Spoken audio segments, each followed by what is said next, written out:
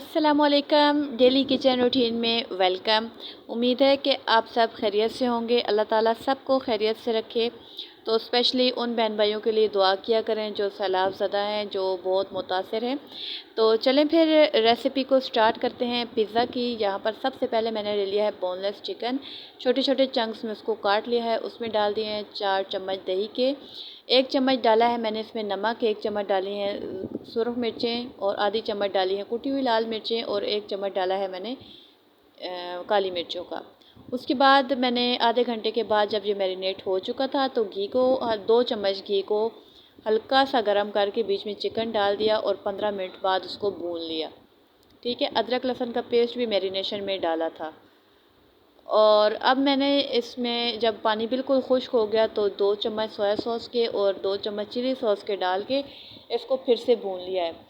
याद रखें कि चिकन को एक्स्ट्रा पानी डाल के बिल्कुल मत पकाएं, बल्कि हल्की आंच में जो आपने मैरिनेशन किया हुआ चिकन होगा ना वो डाल देंगे कढ़ाई में, तो वो अपने ही पानी में ख़ुद गल जाएगा।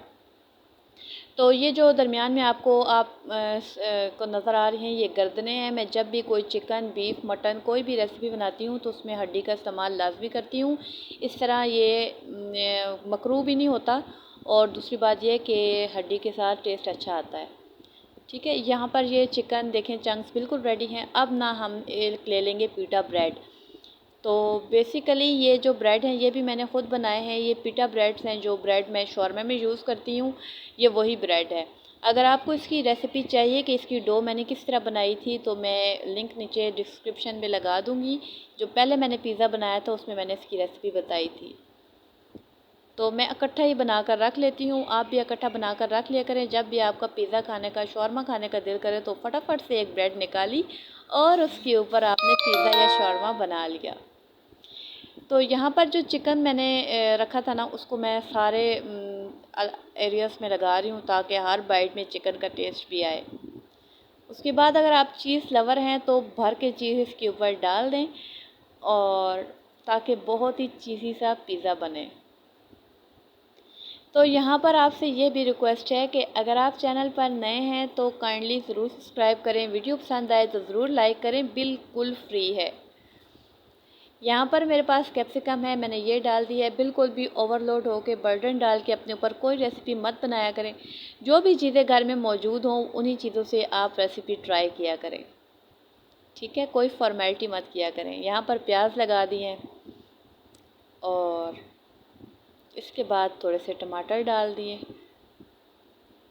थोड़ी सी शिमला मिर्चें। शिमला मिर्चें ऐसी हैं जो बहुत अच्छी लगती हैं पिज़्ज़ा के ऊपर, और वैसे भी जो भी रेसिपी आप चाइनीज़ में ट्राई करें ना तो उनमें इनका बहुत टेस्ट अच्छा लगता है। उसके बाद दोबारा से इसके ऊपर मैंने चीज़ डाल दिया, भर दिया मैंने इसको चीज़ से, और ये ऐसे। यहाँ पर आप ऑर्गेनो स्प्रिंकल कर सकते हैं, चाट मसाला डाल सकते हैं और कुटी हुई लाल मिर्चें भी डाल सकते हैं। ठीक है, उसके बाद कढ़ाई मैंने गरम करने के लिए पहले ही रख दी थी और उसके अंदर मैंने पिज़्ज़े को रख दिया है। यहाँ 15 मिनट हम सिर्फ चीज़ मेल्ट होने का वेट करेंगे, बाकी तो ये सारा रेडी है। क्योंकि ब्रेड पका हुआ है ना, ब्रेड को सिर्फ हल्का सा कलर देना है।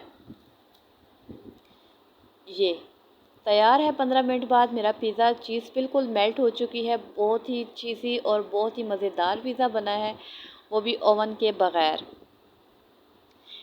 तो अगर आपके पास ये नॉन स्टिक कढ़ाई नहीं है तब भी बिल्कुल मत घबराएं, आप दूसरी कढ़ाई ले लें।